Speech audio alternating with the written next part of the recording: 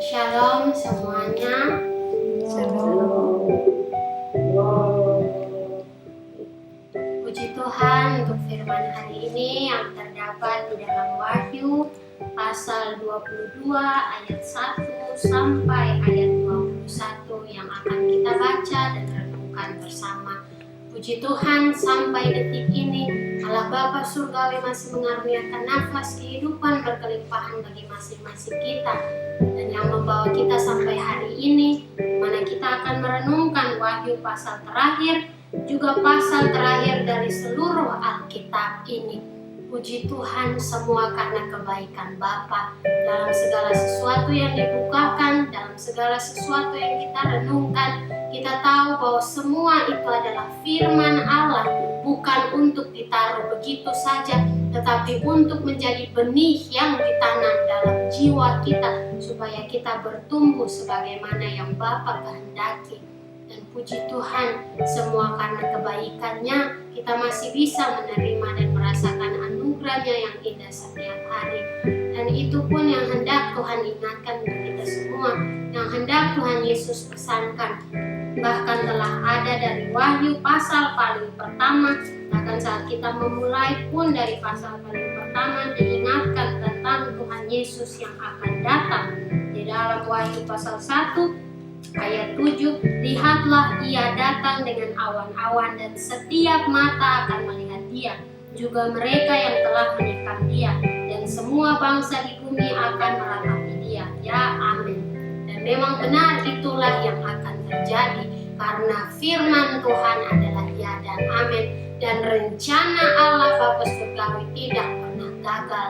Maka apa yang hendak diajarkan dari itu, awal dan akhir di tempat berbeda, pasal dan ayat yang berbeda, yang jauh berbeda dari awal dengan akhir, tetapi firman jelas bahwa yang adalah awal dan akhir hanyalah Allah yang hidup kekal sampai selamanya, Allah yang maha kudus, yang maha ada, maha kuasa. Dan di situ menjadi pelajaran bagi kita. Walaupun ini pasal paling terakhir dari Wahyu pasal 22 ini, tetapi yang hendak diingatkan untuk kita semua adalah tetap setia. Karena dengan berakhirnya perenungan kita dari kitab Wahyu bukan berarti berhenti di situ saja, tetapi seperti sama juga yang Allah perintahkan untuk Yosua, di mana Yosua juga sudah mendengarkan tentang perintah-perintah yang Musa sudah sampaikan untuk seluruh umat Israel. Tapi apa yang Allah pesankan, perintah Tuhan kepada Yosua untuk merebut tanah Kanaan. Dalam Yosua pasal 1 ayat 8, janganlah engkau lupa memperkatakan kitab Taurat ini, tetapi renungkanlah itu siang dan malam, supaya engkau bertindak hati-hati sesuai dengan segala yang tertulis di dalamnya. Sebab dengan demikian perjalananmu akan berhasil dan engkau akan beruntung. Kitab Yosua yang menceritakan tentang perjalanan kuasa Tuhan dipakai dalam Yosua, sungguh begitu luar biasa perjalanan mereka sampai ke tanah perjanjian. Apalagi di kitab Wahyu yang menceritakan tentang akhir zaman, menjelang hari kedatangan Yesus Kristus Tuhan dan Juru Selamat kita. Maka disitulah mengingatkan untuk kita semua kembali untuk tetap bertumbuh di dalam Tuhan, karena pertumbuhan tetap ada saat air diberikan sinar matahari meneranginya.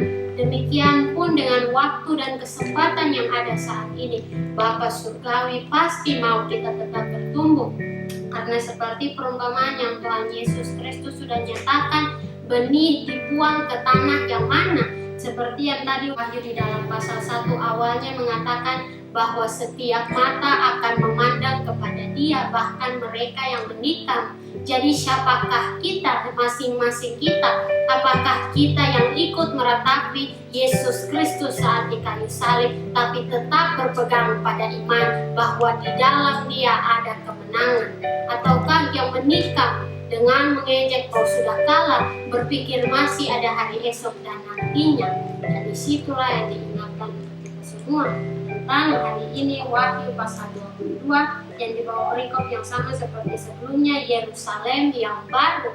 Karena ini membicarakan tentang kota yang kudus, yang adalah berkat anugerah Bapa bagi anak-anaknya, ahli-ahli waris kerajaan surga yang benar-benar layak untuk menerima upah itu. Maka di dalam Wahyu pasal 22, di dalam ayat paling pertama menyatakan tentang lalu ia menunjukkan kepadaku sungai air kehidupan yang jernih bagaikan kristal. Bahkan dari kata-kata awal daripada Wahyu pasal 22 ini pun Roh Kudus hendak menuntun kita. Dan di sini pun diingatkan untuk kita semua bahwa Injil hanya alat di dalam tangan Tuhan. Kuasanya yang membukakan rahasia surgawi ini untuk kita tahu bahwa mengerjakan keselamatan bukanlah hal yang gampang, karena banyak hal yang dilalui seperti yang diperintahkan kepada Yosua. Ini adalah sebuah perjalanan, bukan sebuah perbuatan yang satu kali jadi, tapi perjalanan. Dan itu bukan menunjuk kepada suatu kejadian saja, tetapi perjalanan hidup kita masing-masing. Maka dari kata ini, lalu ia menunjukkan kepadaku sungai air kehidupan, yang hendak diingatkan untuk kita semua. Kita dibawa kembali sampai dari Kejadian pasal-pasal paling pertama, tepatnya di dalam pasal 2, di bawah perikop manusia dan Taman Eden. Di dalam ayat 10 sampai 14 ada suatu sungai mengalir dari Eden untuk membasahi taman itu. Dan dari situ sungai itu terbagi menjadi 4 cabang. Pertama, Pison, yakni yang mengalir mengelilingi seluruh tanah Hawila tempat emas ada. Dan emas dari negeri itu baik, di sana ada damar bedola dan batu krisopras. Nama sungai yang kedua ialah Gihon, yakni yang mengalir mengelilingi seluruh tanah Kush. Nama sungai yang ketiga ialah Tigris, yang mengalir di sebelah timur Asyur. Dan sungai yang keempat ialah Efrat, di mana sungai-sungai ini mengalir dari Eden tetapi bercabang menjadi 4. Dan di situ pun membawa kita selanjutnya lagi ke dalam apa yang terjadi di antara Abram dan Lot, di mana saat mereka berpisah, di situ Lot memilih tanah yang sungainya menghijaukan tanah-tanah di sekitarnya. Dan itu pun hendak diajarkan untuk kita semua, sebuah pesan bahwa apa yang di mata manusia menguntungkan belum tentu itulah yang akan terjadi, karena keputusan Tuhanlah yang ya dan amin pasti pada akhirnya. Kejadian pasal 13, Abram dan Lot berpisah. Di dalam ayat 10, lalu Lot melayangkan pandangnya dan dilihatnya lah bahwa seluruh lembah Yordan banyak airnya, seperti taman Tuhan, Taman Eden yang tadi kita baca di dalam Kejadian pasal 2, seperti tanah Mesir sampai ke Zoar. Hal itu terjadi sebelum Tuhan memusnahkan Sodom dan Gomora.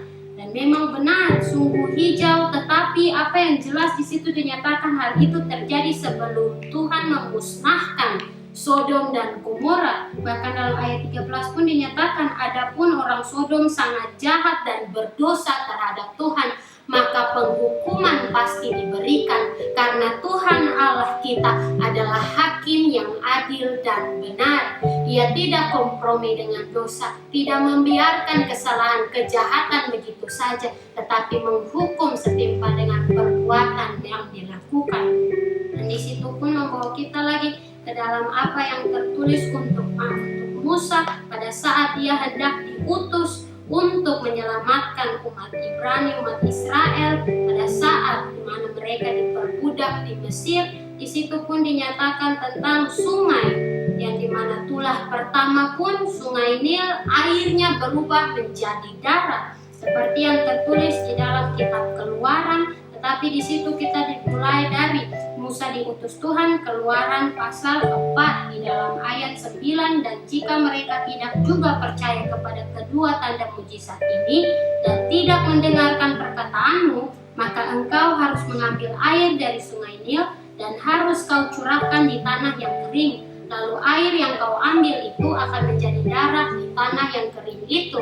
Di sini Tuhan bukan berfirman tentang tulah pertama yang dimana dinyatakan kepada Musa dan Harun untuk menaruh tongkat mereka, menekankan kepada sungai itu dan airnya akan berubah menjadi darah. Tetapi di sini dikatakan mengambil air dari sungai Nil. Dan di situ pun mengingatkan untuk kita semua dari semua ini. Dari pertama sungai dari taman Tuhan di Eden berlanjut sampai ke tanah Mesir, yaitu di sungai Nil ini mengajarkan tentang apa yang di mata manusia awalnya menguntungkan, semua memberi hasil yang baik, menjadi berkat yang berkelimpahan. Tuhan sanggup membuatnya memutarbalikkan itu semua yang manusia andalkan, yang manusia banggakan, yang manusia senangi, menjadi kehancuran mereka sendiri, supaya mereka melihat bahwa mereka bukan datang dari dunia, tetapi Allah lah yang memberi kehidupan bagi mereka, dan tidak seharusnya mereka mengabdi kepada dunia dan segala kesenangan yang ditawarkannya, melainkan dalam firman Allah yang memberi kehidupan di dalam jiwa mereka. Dan itu pun diingatkan untuk kita semua tentang sungai-sungai yang begitu banyak ada di dalam Alkitab, tetapi dari sungai ini yang berakhir di sungai Mesir tadi yang diingatkan tentang Musa diutus Tuhan, mengajarkan untuk kita semua tentang Mesir yang penuh dengan berhala. Di dalam Alkitab pun menyatakannya bahwa di tanah Mesir akan ada banyak pemberontakan. Di dalam kitab Yesaya dinyatakan tentang jangan kembali ke Mesir. Di Yeremia pun dinyatakan jangan bersandar kepada Mesir, karena pada akhirnya Mesir, Firaun dengan segala kereta-kereta mereka adalah hal biasa saja saat mau melawan Allah yang Maha Kuasa. Tidak punya kuat apa-apa, tidak bisa dibandingkan sedikit pun, tidak sama sekali. Namun selain daripada sungai yang ada di Mesir itu, diingatkan kepada kita pun sungai yang ada yang menjadi tanda yang luar biasa untuk umat Israel, baik dalam perjanjian lama maupun bagi kita yang ada sampai detik ini. Karena di dalam perjanjian lama yang di dalam kitab Yosua pun menyatakan tentang umat Israel menyeberangi sungai Yordan untuk menebut tanah Yeriko. Dan itu pun bukan hal yang biasa saja, karena Tuhan membelah sungai Yordan yang begitu besarnya untuk umat Israel berjalan, tetapi yang memimpin di depan bukanlah prajurit, bukanlah orang biasa, tetapi tabut Tuhan semesta bumi, tabut perjanjiannya yang kudus, yang ya dan amin, bukan karena saran atau pendapat manusia, namun karena itulah rencananya untuk umatnya diselamatkan dan untuk namanya dipermuliakan di dalam umat miliknya, umat kesayangannya. Yosua pasal 3 menyeberangi sungai Yordan yang dinyatakan di dalam ayat 3 sampai 5 pun di situ dikatakan, dan memberi perintah kepada bangsa itu, katanya, segera sesudah kamu melihat tabut perjanjian Tuhan Allahmu yang diangkat para imam yang memang suku Lewi, maka kamu harus juga berangkat dari tempatmu dan mengikutinya. Hanya antara kamu dan tabut itu harus ada jarak kira-kira 2000 hasta panjangnya. Janganlah mendekatinya. Maksudnya supaya kamu mengetahui jalan yang harus kamu tempuh, sebab jalan itu belum pernah kamu lalui dahulu. Berkatalah Yosua kepada bangsa itu, kuduskanlah dirimu, sebab besok Tuhan akan melakukan perbuatan yang ajaib di antara kamu. Dan memang benar, luar biasa yang terjadi bagi umat Israel saat menyeberangi sungai Yordan ini. Karena ini bukan hal yang biasa yang bisa manusia lakukan, tetapi oleh kuasa Allah mereka sanggup menyeberangi sungai Yordan sampai di Yeriko, mengitari tembok Yeriko dan memenangkan kota Yeriko itu. Tetapi di sini di dalam pasal 4 pun ada dinyatakan tentang ke-12 batu peringatan, yang dimana di situ dikatakan tentang pilihlah dari bangsa itu 12 orang, seorang dari tiap-tiap suku, dan perintahkanlah kepada mereka demikian, angkatlah 12 batu dari sini, dari tengah-tengah sungai Yordan ini, dari tempat berjejak kaki para imam itu, bawalah semuanya itu ke seberang dan letakkanlah di tempat kamu akan bermalam nanti malam. Dan tentang ke-12 batu ini yang ada di dalam ayat 9 juga pula Yosua menegakkan 12 batu di tengah-tengah sungai Yordan itu, di tempat bekas jejak kaki para imam pengangkat tabut perjanjian itu. Batu-batu itu masih ada di sana sampai sekarang. Tentang ini pun diingatkan dalam apa yang tertulis di Wahyu pasal 21, Yerusalem yang baru, yang dimana ada 12 batu dasar ayat 14, dan tembok kota itu mempunyai 12 batu dasar. Di atasnya tertulis ke-12 nama ke-12 rasul anak domba itu. Bahkan juga di dalam ayat 19, dan dasar-dasar tembok kota itu dihiasi dengan segala jenis permata yang dipakai untuk imam besar pada pakaian imamnya. Dan disitulah yang diingatkan untuk kita semua bahwa segala sesuatu yang terjadi baik dari dulu mempunyai maksud dan arti dalam rencana Bapa Surgawi yang mungkin kita tidak mengerti dalam waktu itu, tetapi digenapi dalam apa yang Bapa buat nyata, ya dan amin. Itulah mengapa diingatkan kembali dalam ayat 4 tadi, hanya antara kamu dan tabut itu harus ada jarak kira-kira 2000 hasta panjangnya, janganlah mendekatinya.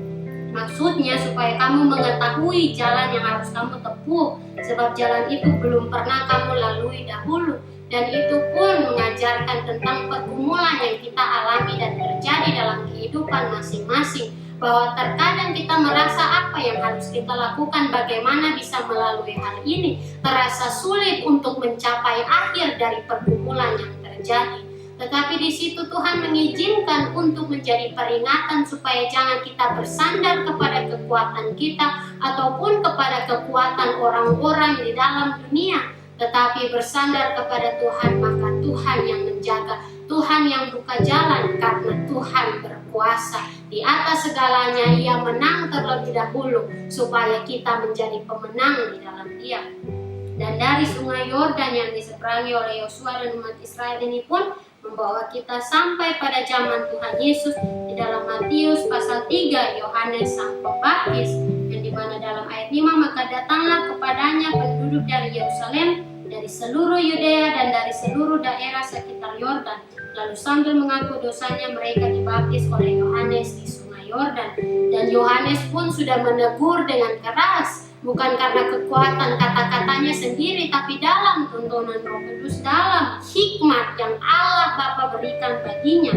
Di situ Dia katakan dengan jelas dalam ayat 9, dan janganlah mengira bahwa kamu dapat berkata dalam hatimu, Abraham adalah bapa kami, karena aku berkata kepadamu, Allah dapat menjadikan anak-anak bagi Abraham dari batu-batu ini. Di manakah Yohanes Sang Pembaptis ada pada saat dia membaptis banyak orang? Di sungai Yordan. Batu-batu apa yang ditaruh di tengah-tengah sungai Yordan yang tadi kita bacakan bersama? Batu-batu dasar yang ditaruh di jejak-jejak kaki para imam yang berjalan memikul tabut perjanjian Tuhan semesta bumi.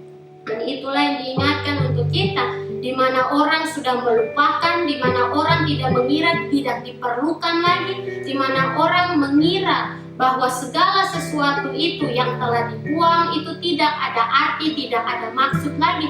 Tuhan membuatnya menjadi indah, Tuhan membuatnya ada arti, karena disitulah kemuliaan Tuhan menyala menjadi terang firman bagi mereka yang mau untuk bertobat dan setia di dalamnya. Dan di situ pun diingatkan untuk kita semua dalam ayat 11, aku membaptis kamu dengan air sebagai tanda pertobatan, tetapi Ia yang datang kemudian daripadaku lebih berkuasa daripadaku, dan aku tidak layak melepaskan kasutnya. Ia akan membaptiskan kamu dengan Roh Kudus dan dengan api. Bahkan dari sini saja pun Yohanes sudah mengatakan Roh Kudus, padahal nanti lama baru Tuhan Yesus mengatakan tentang Roh Penghibur itu. Tetapi itulah yang diingatkan di dalam hikmat Bapa. Roh Kudus menuntun kita untuk kembali kepada firman-Nya dan tetap rendah hati. Karena jika kita kembali dalam firman-Nya dan mengatakan sudah tahu itu ini, sama saja kita tidak akan mengerti apapun juga. Tapi saat kita merendahkan diri, kita rendah hati dan kita melihat lagi satu persatu, maka disitulah kita melihat ada pelajaran baru yang Tuhan berikan, bahwa segala sesuatu Tuhan buat indah pada waktunya. Dan di sini pun selanjutnya Yesus dibaptis oleh Yohanes di sungai Yordan itu. Dan luar biasanya Yohanes mengatakan, akulah yang perlu dibaptis olehmu dan engkau yang datang kepadaku. Lalu Yesus menjawab katanya kepadanya, biarlah hal itu terjadi, karena demikianlah sepatutnya kita menggenapkan seluruh kehendak Allah. Dan apa yang terjadi pada Tuhan Yesus bahkan di dalam awal pelayanannya ini pun berkebalikan dengan apa yang terjadi untuk umat Israel. Karena umat Israel pada perjanjian lama mereka dari menyeberangi sungai Yordan baru mereka masuk tanah perjanjian. Tetapi di sini Tuhan Yesus dibaptis di tanah perjanjian itu, lalu dibawa ke padang gurun, pencobaan di padang gurun. Dan itu pun sama dengan ajaran yang Tuhan Yesus berikan di dalam Matius pasal 5, khotbah di bukit, banyak dikatakan tentang seperti contohnya dalam ayat 23, 22, tetapi aku berkata kepadamu, setiap orang yang marah terhadap saudaranya harus dihukum. Siapa yang berkata kepada saudaranya kafir harus dihadapkan ke mahkamah agama, dan siapa yang berkata jahil harus diserahkan ke dalam neraka yang menyala-nyala. Atau di dalam ayat 38 dan 39, kamu telah mendengar firman, mata ganti mata dan gigi ganti gigi. Tetapi aku berkata kepadamu, janganlah kamu melawan orang yang berbuat jahat kepadamu, melainkan siapapun yang menampar pipi kananmu, berikanlah juga kepadanya pipi kirimu. Maka apa yang diajarkan dari berkebalikan ini, apakah berarti tidak benar? Tidak sama sekali. Tetapi kasih yang Tuhan Yesus tunjukkan adalah kasih yang dari pandangan mata dunia yang merugikan, yang membuat diri salah, yang membuat diri merasa lebih buruk dari sebelumnya. Karena kasih ini membuat kita mengalah. Kasih ini membuat kita tidak membalas jahat dengan jahat, tapi malah mendoakan, memberkati yang melakukan demikian kepada siapapun atau bahkan kepada diri kita sendiri. Dan demikian pun yang Tuhan Yesus lakukan dalam rencana Bapa. Bukan berarti Tuhan Yesus yang mengubah, tetapi itulah kehendaknya dari awal. Dari pandangan umat Israel, mereka yang telah mendengar nubuatan para nabi, akan datang raja yang membebaskan umat Israel, akan datang raja tunas damai yang begitu luar biasa menuntun Israel ke dalam kemenangan yang kekal. Tapi padahal raja mereka datang memberi sukacita damai sejahtera, tetapi pada akhirnya tahta yang diberikan bukanlah tahta emas, bahkan perjalanan ke tahta itu pun bukan dengan kereta yang mewah, tetapi dengan memikul salib sampai ke Golgota, di mana dunia mengira kalah, dunia mengira hina, ejekan, sindiran, segala macam hal yang buruk diberikan kepadanya, tapi dia tidak membalas sedikit pun. Raja kita tetap diam seperti nubuatan Yesaya dalam pasal 53, dia seperti domba yang digunting bulu dombanya, dan dia tetap diam saja. Tetapi pada akhirnya Yesus Kristuslah yang berkemenangan bahkan atas maut pun. Dan di situ mengingatkan kita kembali dalam Wahyu pasal 22 tentang sungai air kehidupan yang dari kejadian membawa kita ke tanah Mesir, dan itu pun menceritakan tentang kehidupan manusia dalam perjalanan zaman.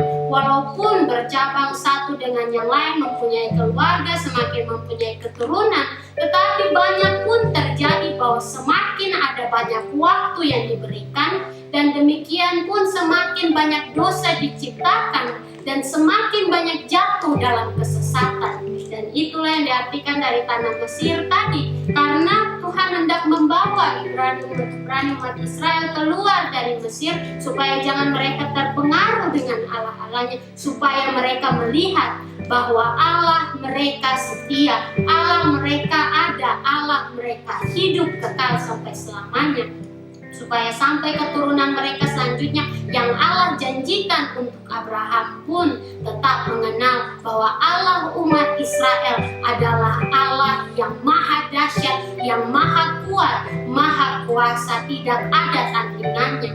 Tetapi pemberontakan pun terjadi dalam umat Israel, umat Allah sendiri. Mereka mencari Allah lain, mereka mencari dari sekitar mereka yang sudah Allah firmankan harus engkau musnahkan. Segala sesuatu itu jangan terpengaruh, padahal mereka terpengaruh dengan semua itu pun. Dan di situ membawa kita sampai di sungai Yordan, menyeberanginya dengan berani, dengan menaruh pengharapan di dalam Tuhan. Di dalam perjanjian lama, perjalanan umat Israel Tuhan nyatakan secara langsung di depan mereka. Tetapi dalam zaman sekarang ini, di dalam akhir zaman yang Tuhan Yesus sudah ingatkan untuk kita semua berjaga-jaga.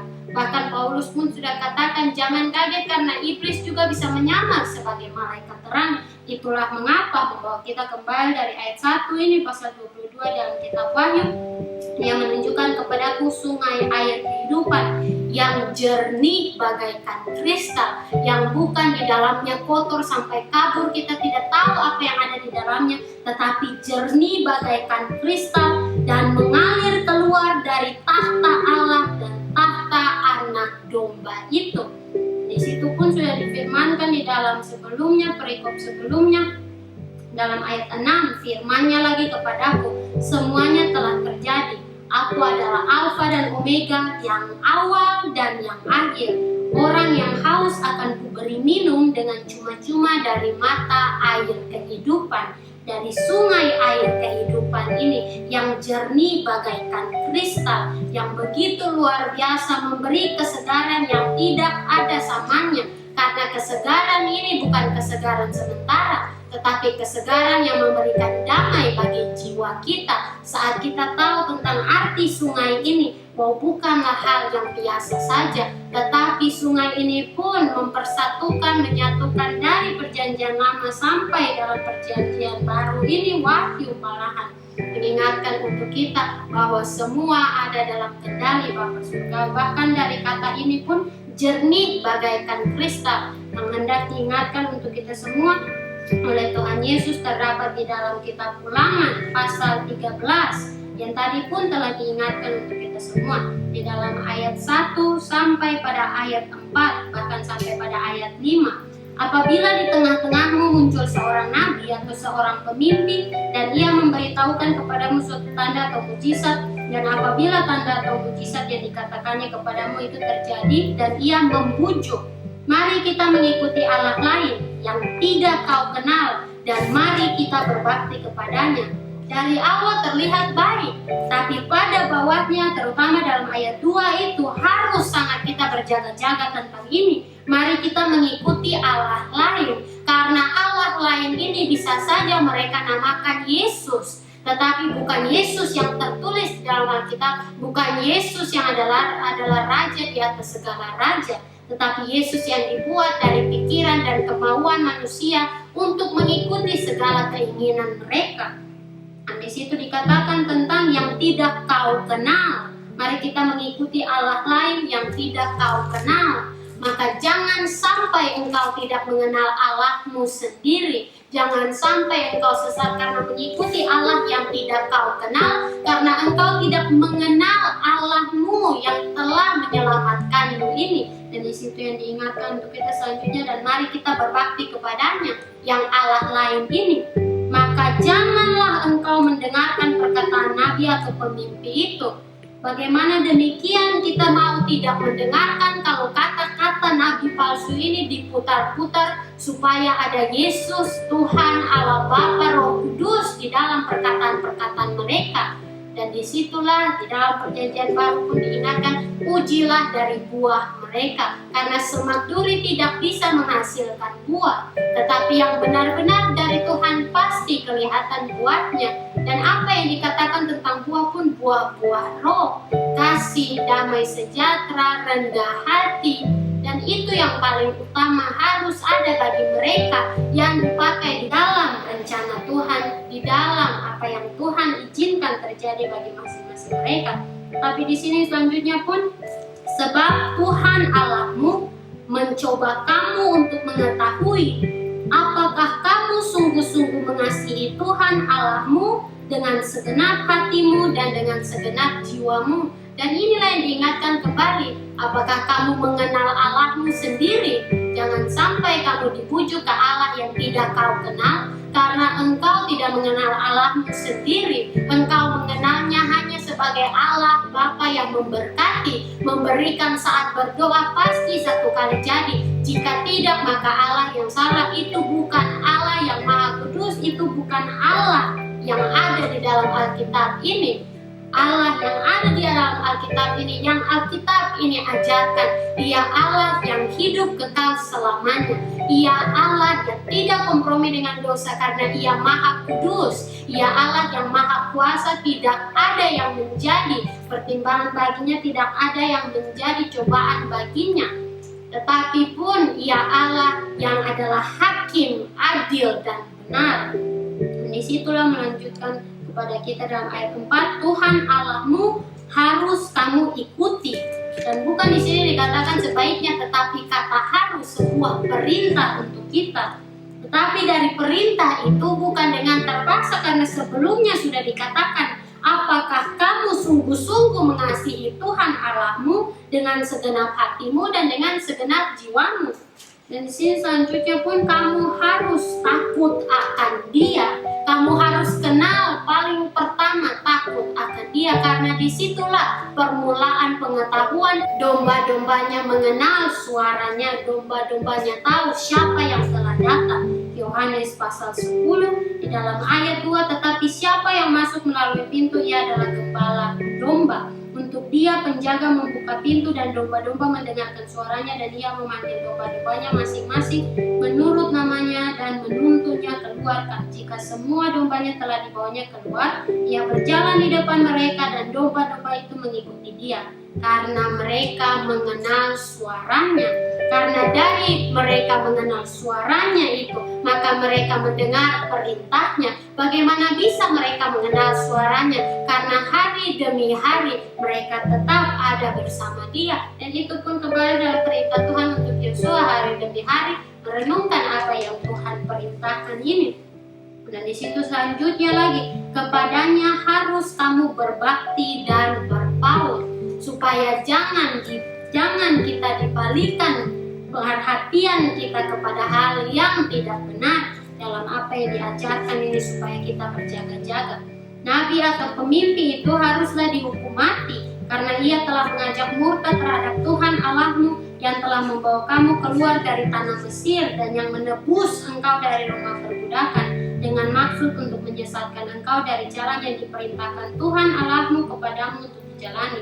Demikianlah harus kau hapuskan yang jahat itu dari tengah-tengahmu. Bahkan selanjutnya bukan tentang nabi-nabi, tapi tentang yang orang-orang dekat. Apabila saudaramu laki-laki, anak ibumu atau anakmu laki-laki atau anakmu perempuan, atau istrimu sendiri atau sahabat karibmu membujuk engkau diam-diam, katanya mari kita berbakti kepada Allah lain yang tidak dikenal olehmu ataupun oleh nenek moyangmu. Dan dari sini pun penting, karena nenek moyang kita pun diingatkan teguran banyak. Mereka tidak sempurna, mereka tidak hidup kudus terus-menerus, mereka juga manusia. Mereka melakukan dosa dan kesalahan. Tetapi di situ pun menjadi pelajaran bagi kita bahwa mereka bukan juru selamat, tapi Yesus Kristuslah yang mengajarkan bukan tentang yang baru-baru, tetapi juga kembali mengingatkan dari yang lama untuk menjadi perbuatan yang baik di dalam masa hidup kita sekarang ini. Di situ diingatkan untuk kita semua, janganlah, ayat 8, janganlah engkau mengalah kepadanya dan janganlah mendengarkan Dia. Janganlah engkau merasa sayang kepadanya, janganlah mengasihani Dia dan janganlah menutupi salahnya. Tapi bunuhlah Dia. Dalam perintah perjanjian lama adalah musnahkan secara langsung supaya jangan lagi memengaruhimu. Tetapi dalam yang Tuhan Yesus ajarkan untuk kita semua, berdiam diri, nyatakan teguran jika perlu saat melihat bahwa dia sudah melanggar terlalu jauh. Tegur dengan kasih, tegur dengan hikmat, minta Roh Kudus yang menuntun, bukan dengan kata-kata kita sendiri. Karena jika dengan kata-kata kita pasti akan ada muncul marah, akan ada muncul frustrasi, kenapa bisa jadi begini. Tetapi di dalam Tuhan, bahkan dalam tuntunan Roh Kudus, kita diajarkan untuk tetap tenang, dalam damai, berhikmat dalam berkata-kata. Sebagaimanapun Allah memerintahkan untuk Musa, bahwa jangan takut, memang kamu tidak pandai berbicara, tapi aku yang akan mengajarkan kata-kata itu ke dalam lidahmu, ke dalam mulutmu. Nah, di situ pun mengingatkan untuk kita semua supaya tetap berjaga-jaga, karena bukan hanya datang dari orang lain, bisa pun dari orang terdekat kita. Ini bukan untuk dikatakan supaya kita berwaspada kepada siapa saja, tetapi untuk berdiam diri. Dan seperti di dalam ayat 12 selanjutnya mengingatkan untuk kita semua, apabila di salah satu kota yang diberikan Tuhan Allahmu kepadamu untuk diam di sana, kau dengar orang berkata, ada orang-orang bersila tampil dari tengah-tengahmu yang telah menyesatkan penduduk kota mereka dengan berkata, mari kita berbakti kepada Allah lain yang tidak kamu kenal. Maka haruslah engkau memeriksa, menyelidiki dan menanyakan baik-baik. Jikalau ternyata benar dan sudah pasti bahwa kekejian itu dilakukan di tengah-tengahmu, maka bunuhlah dengan mata pedang penduduk kota itu, dan tumpaslah dengan mata pedang kota itu serta segala isinya dan hewannya, dan seluruh jarahan harus kau kumpulkan di tengah-tengah lapangan, dan harus kau bakar habis kota dengan seluruh jarahan itu sebagai korban bakaran yang lengkap bagi Tuhan Allahmu. semuanya itu akan tetap menjadi timbunan puing untuk selamanya dan tidak akan dibangun kembali. Dari hal ini pun membunuh secara langsung. Tetapi yang Tuhan Yesus ajarkan bahkan dalam perjanjian baru, bahwa perlengkapan peperangan yang diberikan bagi kita bukanlah secara fisik pedang yang tajam ataupun perisai yang kuat yang harus kita bawa dalam kehidupan setiap hari. Tidak, tetapi di dalam hati, di dalam jiwa, pertumbuhan di dalam Tuhan, iman, damai, kebenaran dipegang, keadilan kita tetap pakai, kasih dan setia tetap dikalungkan pada leher kita, karena itulah yang berkenan kepada Bapa. Bahwa pada dulunya perjanjian lama mengajarkan takut akan Allah, maka di dalam perjanjian baru mengajarkan kasih kepadanya. Bukan berarti berbeda satu dengan yang lain, tidak, tetapi semua ini menjadi gabungan untuk membuat kita belajar bahwa kasih Allah lebih besar dari murkanya.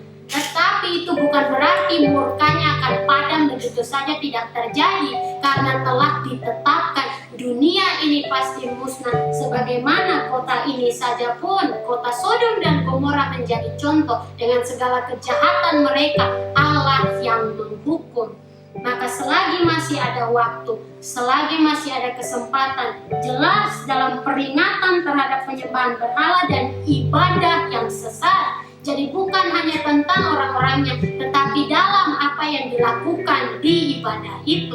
Apakah ke Allah yang benar, Allah yang kita kenal dalam perjanjiannya yang setia dengan nenek moyang kita, dalam Ia menjanjikan keturunan yang begitu berlimpah, asalkan umat Israel pun tetap setia, yang bahkan berlangsung sampai zaman sekarang oleh anak tunggalnya Yesus Kristus, menjadi juru selamat kita oleh karena pengorbanannya yang begitu mulia dan berharga. Dan dalam kita dilahirkan kembali menjadi manusia baru, supaya kita bertumbuh dari yang tidak tahu menjadi tahu, tidak tahu itu firman-Nya menjadi tahu dalam mendengar dan melakukannya.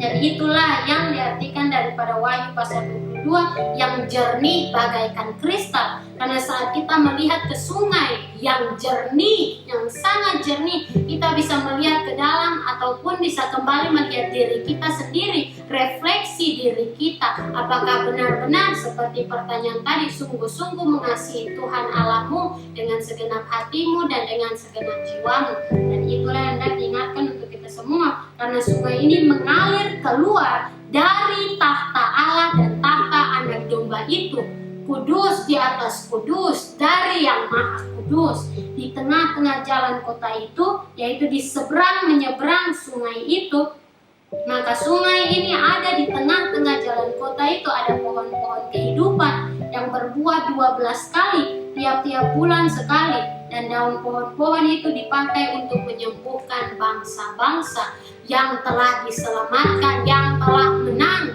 oleh karena mereka tetap berpegang pada firman Bapa sampai pada akhirnya tetap setia. Dan sungguh luar biasa pohon-pohon kehidupan yang berbuah 12 kali tiap-tiap bulan sekali. Dan dari 12 ini pun seperti yang telah diingatkan untuk kita semua, 12 pun mempunyai arti di dalam Alkitab. 12 suku Israel, 12 murid Yesus. Dalam segala sesuatu itu pun ada maksud dan arti. Tapi dari sini pun hendak diajarkan untuk kita. Dari Abraham, Ishak, Yakub, baru kita mendapatkan keturunan Israel, ke-12 suku Israel itu.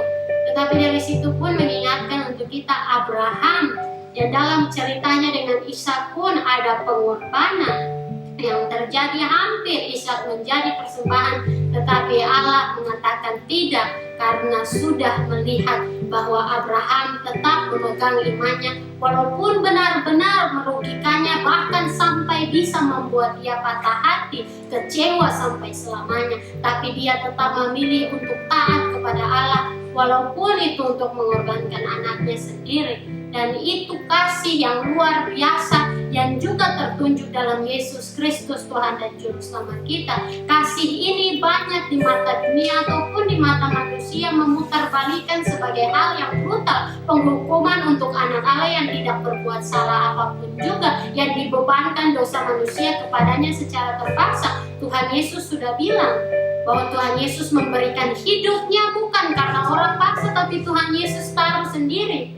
Karena Tuhan Yesus berkuasa untuk mengambilnya pun dan membuat itu kemenangan yang kekal, supaya menjadi pengharapan dan menjadi tujuan bagi anak-anaknya, supaya jangan patah semangat dalam perjalanan pergumulan, bahkan perjalanan pelayanan, karena segala sesuatu di dalam Tuhan saat dengan tulus taat setia dilakukan dan tetap mempertahankannya, ada upah yang Tuhan siapkan. Dan itulah yang hendak diingatkan untuk kita semua dari semua hal ini. Bahkan dari 2 ayat pertama saja pun, dari ayat 1 dan 2 mengatakan tentang pohon-pohon kehidupan yang berbuah 12 kali. Begitu banyaknya, padahal pada awalnya dikatakan kepada Adam dan Hawa supaya jangan memakan dari pohon kehidupan. Tetapi sekarang saat Allah membuat segala sesuatu menjadi baru, di sini pohon kehidupan berbuah 12 kali, dan itu pun mengajarkan untuk kita semua bahwa Allah tidak berkekurangan sedikit pun. Bapa kita sangat kaya dalam segala sesuatu, dan Ia pasti punya jawaban di dalam setiap pergumulan. Tetapi seperti tadi peringatan dari kitab Ulangan, bahwa Tuhan mencoba supaya apakah benar-benar kita mengetahui, apakah benar-benar kita berjaga-jaga, apakah benar-benar kita ada waspada terhadap terutama dunia zaman sekarang ini yang adalah akhir zaman.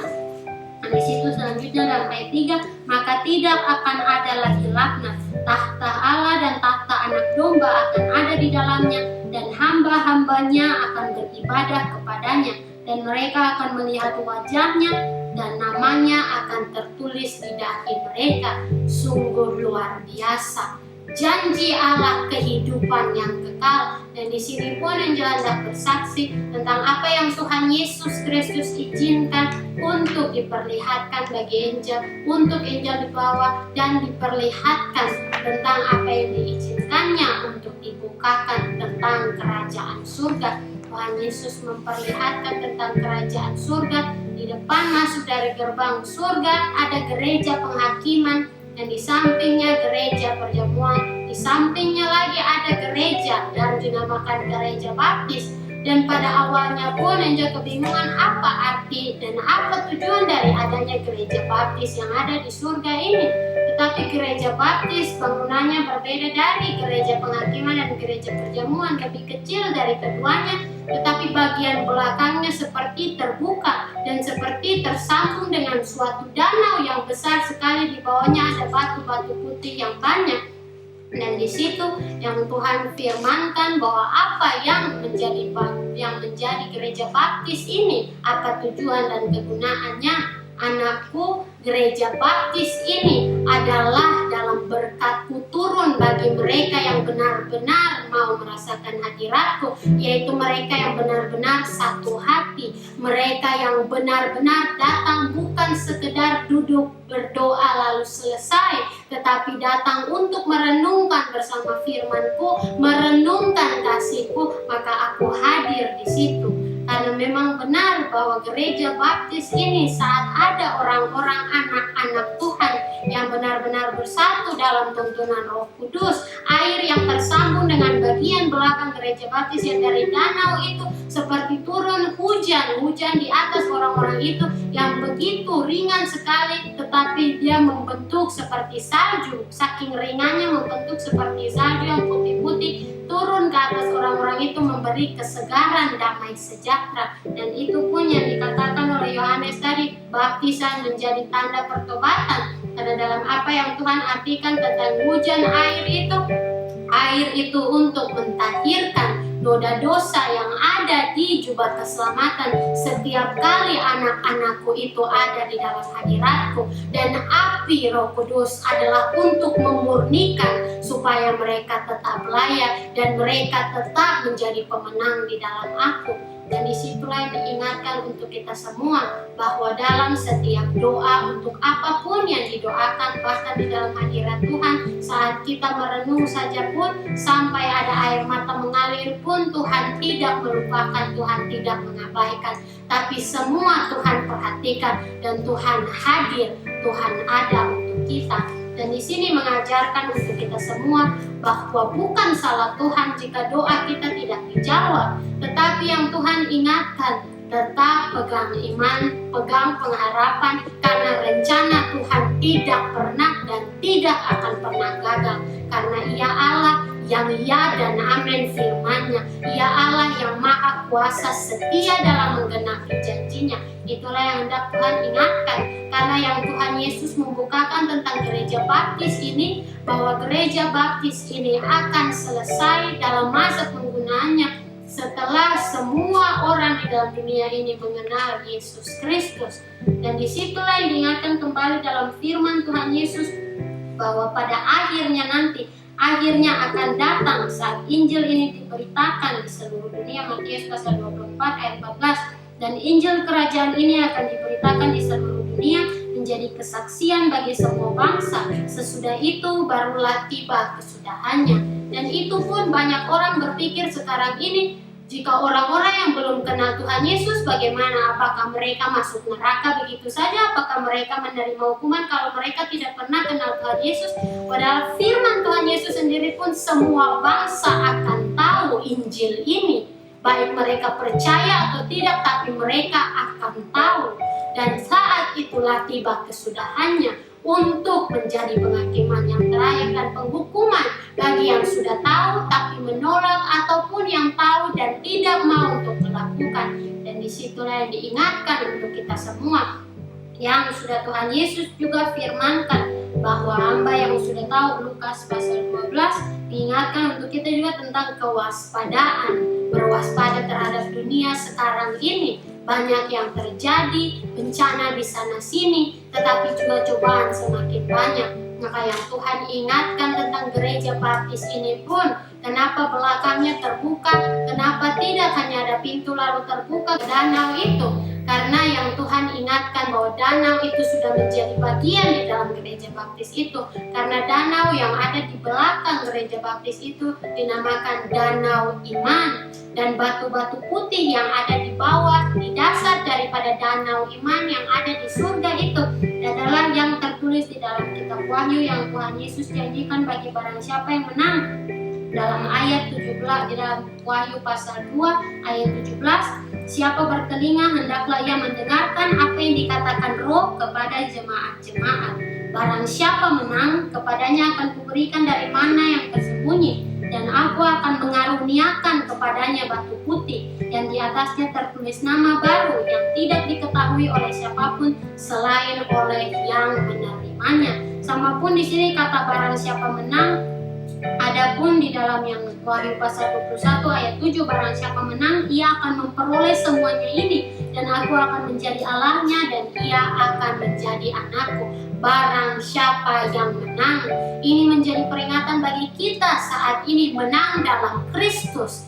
Dan untuk menjadi pengharapan bagi apa yang akan datang nanti, menang dalam kemuliaannya yang kekal sampai selama-lamanya. Dan disitulah yang diingatkan untuk kita semua tentang gereja baptis. Di depan dan di samping daripada gereja baptis itu ada pohon-pohon, tanaman-tanaman yang begitu indah sekali. Ada yang dari dunia, ada pun yang hanya di surga saja. Dan di situ adalah taman yang begitu sangat indah sekali. Belakang lagi pun, di belakang gereja penghakiman ada bait Allah, dan di samping kanannya itulah danau iman.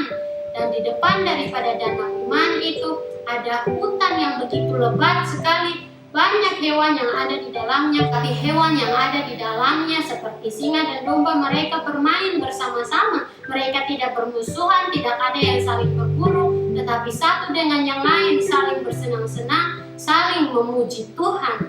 Bahkan hewan-hewan pun memuji Tuhan karena mereka tahu siapa pencipta mereka. Dan danau itu disebut danau iman karena untuk sampai pada hutan itu tidak perlu memakai jembatan, tetapi berjalan di atas air itu. Dan di situ pun mengingatkan kembali tentang kejadian Tuhan Yesus dengan murid-murid, di mana mereka di tengah-tengah danau, di mana mereka ada di atas kapal, diombang-ambingkan sampai mereka berpikir tidak ada lagi harapan, dan mereka pergi membangunkan Yesus. Tetapi Tuhan Yesus mengatakan, kenapa engkau yang tidak percaya ini? Jangan takut. Maka Tuhan menenangkan airnya. Dan Dan di situ pun mengingatkan untuk kita semua, Tuhan yang turun tangan, bukan dengan kuat kita, tapi Tuhan punya kekuatan lebih hebat untuk membuat kita jadi pemenang dari apa yang terjadi. Dan dari kiri dari gereja penghakiman pun, itulah kota Yerusalem yang baru, yang telah disiapkan bagi anak-anak Allah, yang mereka tetap setia, tetap memegang firman-Nya. Di dalamnya masing-masing orang telah disiapkan tanah untuk rumah kediaman mereka nanti. Tetapi bukan dihiasi dengan hal-hal dunia, namun dihiasi dengan kemurahan dan kemuliaan Allah Bapa surgawi. Dan dari depannya pun ada sungai yang mengalir, yang begitu panjang. Di belakangnya itu mengalir dari gunung kristal yang begitu indah sekali. Di depan gunung kristalnya ada padang rumput pun. Dan di situ Tuhan Yesus membukakan dan menyatakan, barang siapa yang menginjakan kaki di padang rumput ini diberikan kecapi Allah. Karena di padang rumput ini puji-pujian dinaikkan dengan berkelimpahan. Dan di situ pun diingatkan untuk kita semua seperti Daud, yang dimana dia menjadi gembala untuk domba-dombanya, tetapi dia juga ahli dalam bermain kecapi sampai dia dipilih oleh Raja Saul untuk memainkan kecapi menenangkan pikiran-pikirannya. Semua bukan karena kuat Daud, tapi karena berkat Allah besertanya, oleh karena Allah yang menjaganya, yang menyertainya, yang tetap memberi kekuatan dan juga mengajar dan melatihnya supaya mempersiapkan untuk peperangan yang akan dialaminya nanti. Dan dalam peperangan itu dia berkemenangan dengan sebelum memulai pun, bahwa hari ini dia katakan, hari ini Tuhan Allah semesta alam akan memberikan engkau ke dalam tanganku, supaya umat ini melihat bahwa bukan dengan senjatalah peperangan dimenangkan, tapi oleh karena Allah mereka maha dahsyat dan maha kuasa dalam segala sesuatu hal. Dan dari belakang semua itu, di bagian paling belakang sekali, kerajaan Allah Bapa surgawi, kerajaan yang penuh dengan emas yang menyala-nyala, segala hal yang paling mahal di dunia, bahkan lebih daripada itu pun menghiasi kerajaan Bapa, tahta singgasananya di dalam, dan dari situlah sungainya mengalir. Dan dari semua yang Tuhan Yesus bukakan ini, yang diingatkannya adalah bahwa aku membukakan ini supaya kalian tetap ada pengharapan. Dalam apapun yang terjadi di dunia ini, kalian tidak bisa melewati tantangan dan rintangan. Seakan-akan itu hanya hal sepele dan hal yang ringan saja. Karena jika demikian, maka kalian pasti akan menjadi anak-anak manja yang berpikir bahwa saat kalian mengikutiku tidak akan ada kesusahan.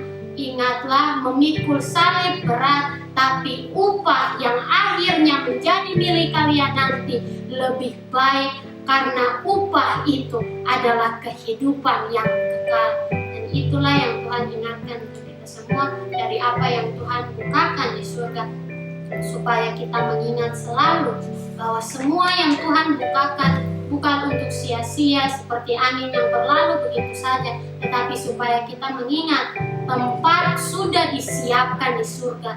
Tapi apakah kita bisa mempertahankannya dalam perjalanan kita di dalam dunia saat ini? Karena bagi bangunan-bangunan, yaitu gereja penghakiman, gereja perjamuan, gereja baptis, dan juga bait Allah, mereka tidak ada untuk selamanya, tetapi saat sudah selesai tugasnya, maka akan berubah menjadi kemuliaan Allah, menjadi terang dan hilang. Dan di situ yang Tuhan Yesus memperlihatkan, Tuhan Yesus mengizinkan untuk apa yang akan terjadi nantinya. Gereja baptis akan menjadi kemuliaan Allah, kembali menjadi terang di dalam tanah surga. Di situ diperlihatkan bahwa gereja baptis akan demikian. Saat pengangkatan terjadi, saat anak-anak Tuhan diselamatkan, waktu Tuhan Yesus Kristus datang kembali ke dunia untuk yang kedua kali. Dan untuk gereja perjamuan adalah pada saat penghakiman sedang terjadi, yaitu pada saat anak-anak Tuhan berada di kota Yerusalem yang baru itu, mempersiapkan diri untuk tetap memuji dan memuliakan Allah sampai tiba waktunya menurut kehendaknya terjadi, mereka bersukacita bersama. Dan sampai pada gereja penghakiman adalah selesainya penghakiman, maka berubah kembali menjadi kemuliaan Allah. Dan dari semua itu, pada saat sudah bait Allah pun digenapi semua yang terjadi pada akhir zaman, dan maka surga menyatu kembali.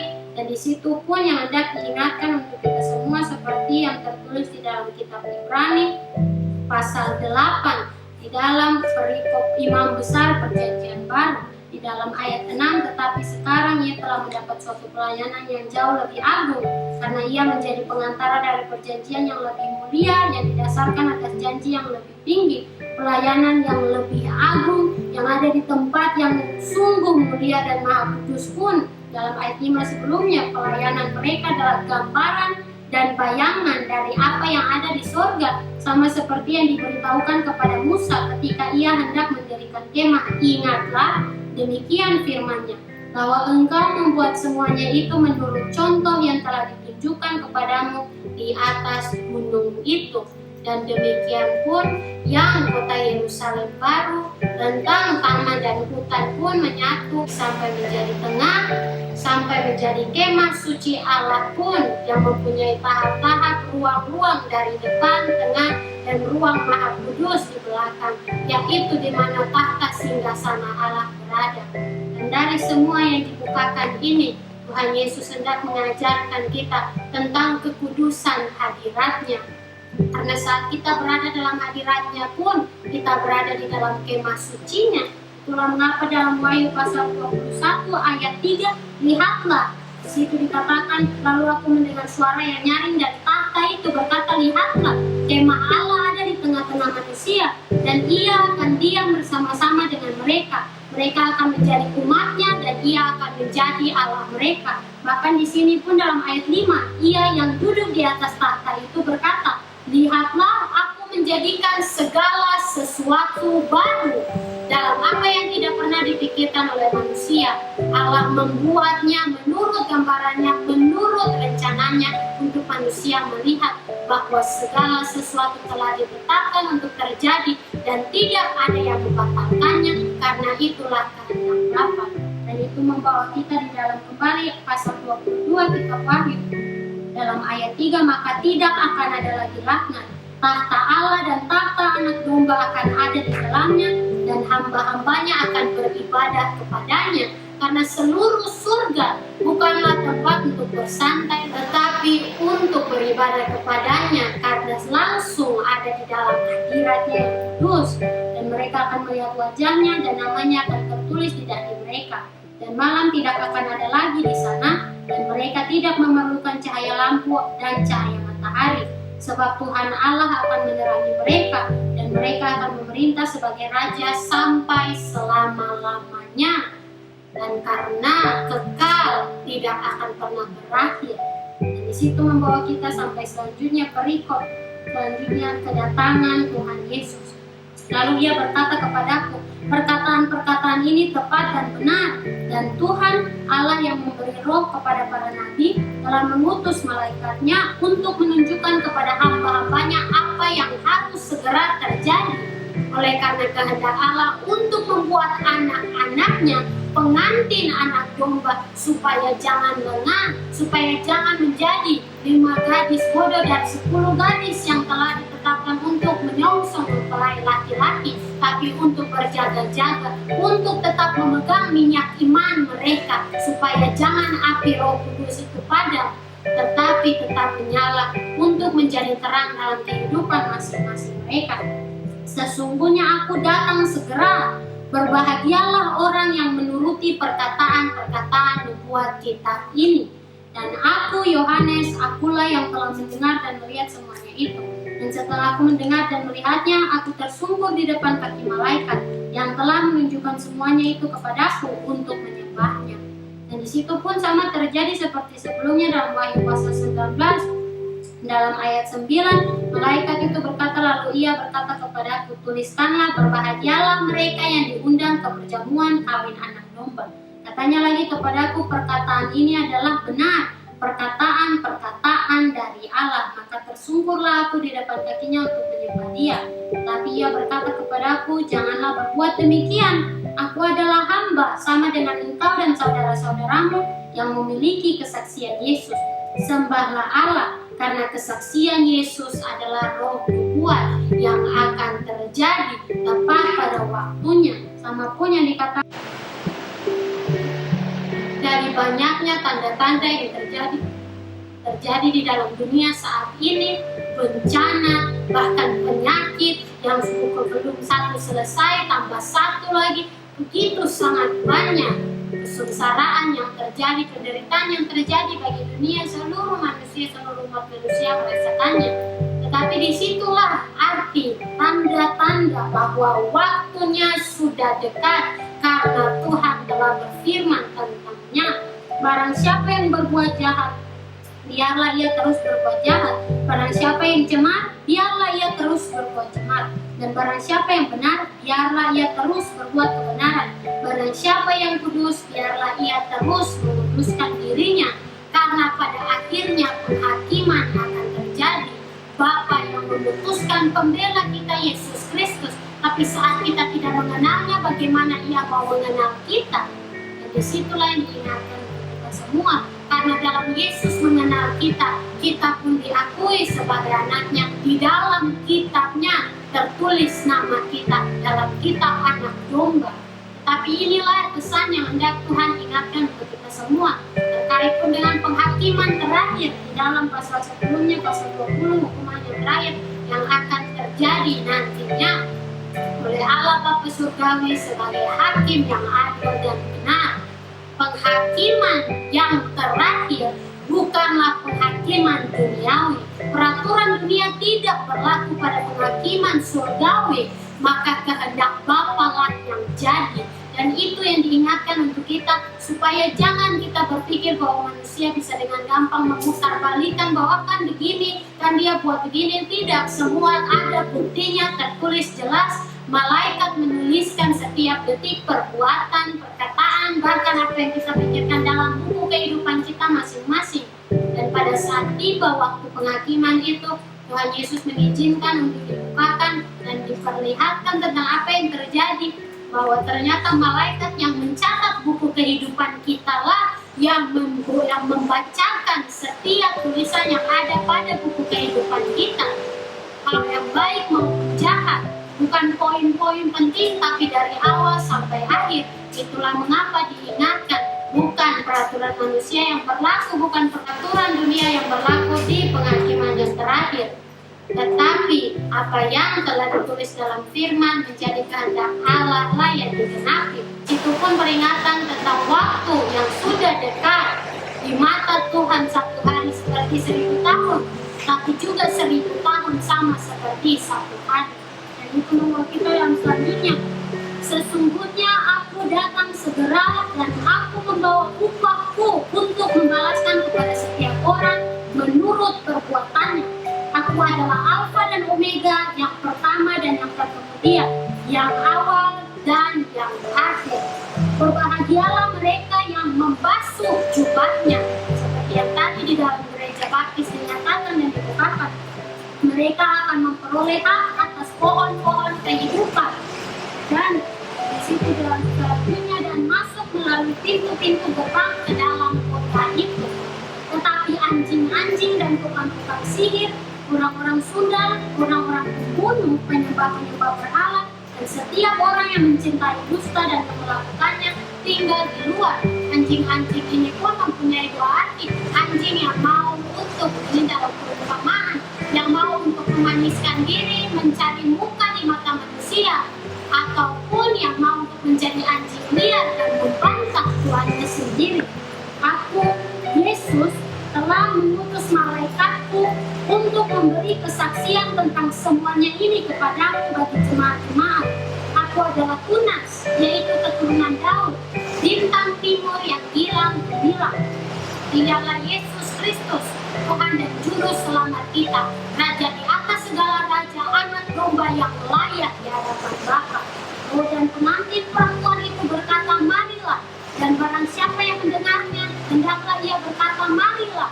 Dan barang siapa siapa yang haus, hendaklah ia datang, dan barang siapa yang mau, hendaklah ia mengambil air kehidupan dengan cuma-cuma, karena Allah memberikannya bagi barang siapa yang mau menang, dan barang siapa yang menang dalam Yesus Kristus dan tetap setia sampai akhir perjalanannya. Sampai dalam perikop paling terakhir dalam Alkitab pun penutup. Aku bersaksi kepada setiap orang yang mendengar perkataan-perkataan membuat dari kitab ini. Jika seorang menambahkan sesuatu kepada perkataan-perkataan ini, maka Allah akan menambahkan kepadanya malapetaka-malapetaka yang tertulis di dalam kitab ini.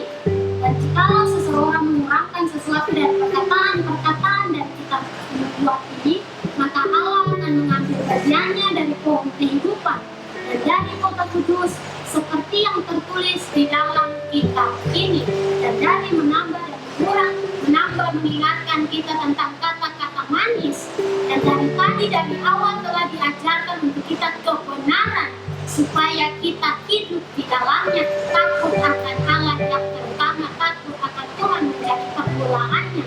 Tetapi bagi mereka yang melambangkan kata-kata manis, membuat yang tadinya pedang roh adalah tajam, pedang firman-Nya menjadi tajam, tetapi dibuat tumpul karena tidak diasah dengan alat yang benar, bahkan dengan emas yang harusnya dimurnikan dengan api, tetapi ditaruh begitu saja dengan pengharapan bahwa nanti akan diterima pada saat pengujian yang terakhir. Tidak demikian, penambahan hal itu hanya sia-sia, tetapi yang Tuhan ingatkan adalah dengan pesan pertobatan, itulah yang ditegaskan supaya tetap ada di dalam masing-masing kita.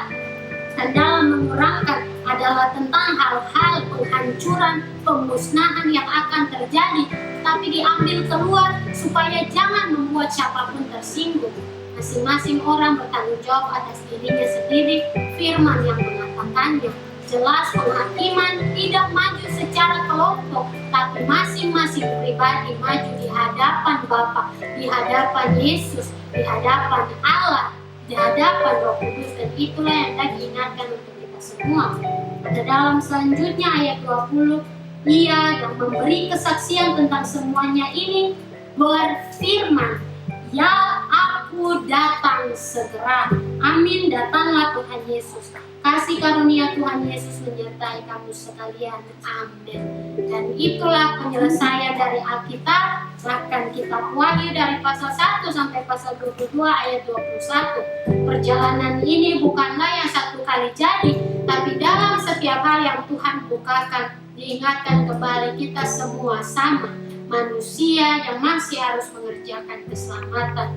Maka kiranya pesan daripada firman hari ini, mari kita tetap mengerjakan keselamatan dan tetap mengejar akhir yang Tuhan janjikan. Karena seperti dari Wahyu pasal 3 dinyatakan, bahwa bagi barang siapa yang menang dijadikan suku guru di bait suci. Tapi juga di dalam pasal 23 itu dinyatakan, siapa yang tidak berbuah, siapa yang tidak berubah, diambil kaki dianya dari tempatnya dan digantikan. Maka mari kita tetap berlomba dengan adil dan benar, sebagaimana yang berkenan kepada Bapa di surga. Kiranya Tuhan Yesus Kristus memberkati kita semua sampai waktu Tuhan Yesus datang kembali ke dunia untuk yang kedua kali. Amin.